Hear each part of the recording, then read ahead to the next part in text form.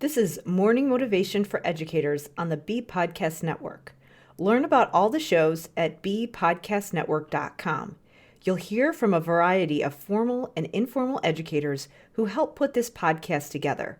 If you'd like to contribute your voice to the show, please go to morningmotivationedu.com to apply. I am Karen Dudek-Brannan. I was a school SLP for 14 years where I specialized in language literacy and executive functioning and also held various teaching, leadership, and research roles. Now, I am the host of the De facto Leaders podcast on the Bee Podcast Network, where I help school therapists, teachers, and administrators be leaders on their school teams, no matter their job title. In a previous episode of Morning Motivation for Educators, I challenged the notion that we should always be child-focused in what we do in education and healthcare. Now, of course, we should be child-focused a lot of the time. But my concern is that we are often being so child-focused that we are neglecting the needs of the adults, and we are asking questions and creating plans that are not feasible for people in education from an implementation standpoint. And that's not good for anyone involved. So today I wanted to talk about how we can be more adult-focused in education and start asking some adult-focused questions.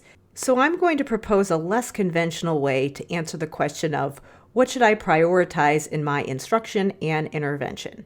To give a little context, since starting my business back in 2015, I've had the opportunity to learn more about how tech teams work and what product management is.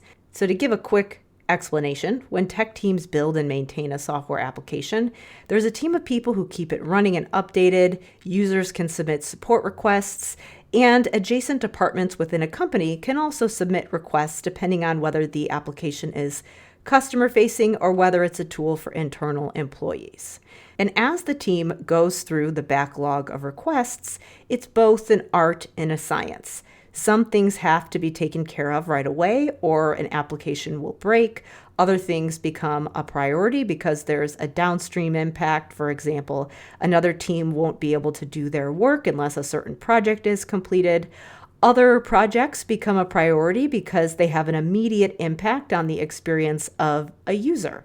So there's a combination of things that are considered, both the impact on the users and the impact on the team. The methodology teams use to work through their backlog of support requests has to be thoughtful. If you spend too much time debating, you prevent projects from happening in a reasonable length of time.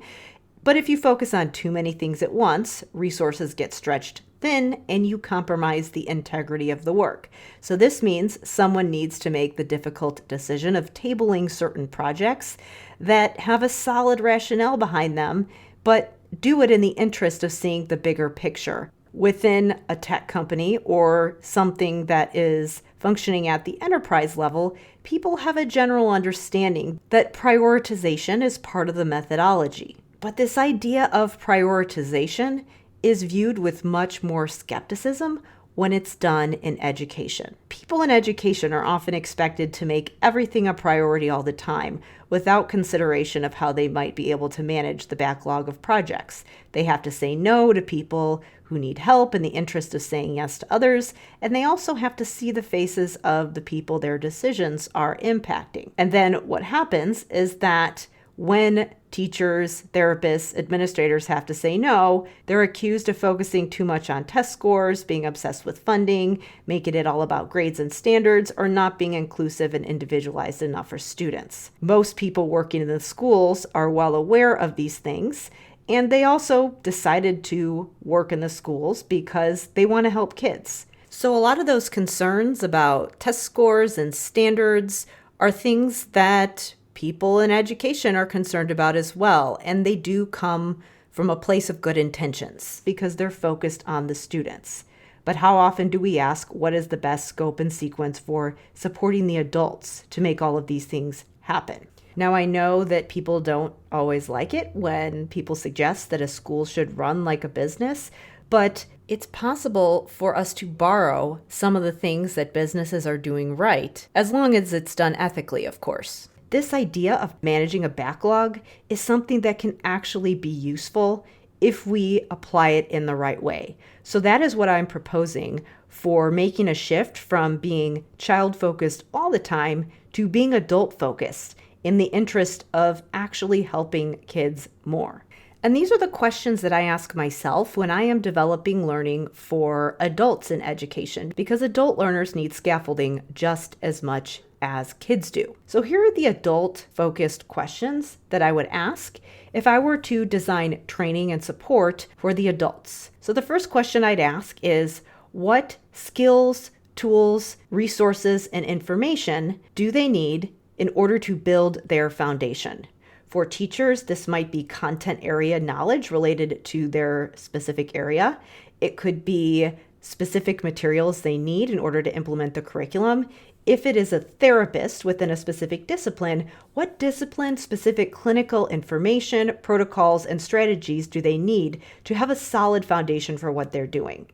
Number 2, once we built that foundation, what do they need in order to enhance their discipline? So many times, maybe they have their foundation in place, they have a solid understanding of the curriculum, and we want to enhance it by thinking about universal design, metacognition, making learning more applied, and utilizing things like project-based learning. How do we enhance those core features of the curriculum or the clinical discipline? And then number 3, expand service delivery and professional partnerships. So now that we have all the pieces in place, that professional has their foundation, they have tools in place to enhance that foundation, and now how do we help them work better as a team so that we can enhance it even more? So the questions again are around number 1, helping them build a foundation, number 2, enhancing that foundation with specific strategies they can implement in therapy or their classrooms, and then number 3, helping them use different models and establishing professional partnerships. Those are the things that the adults need to work together effectively. If we meet those needs, then the kids will get what they need as well.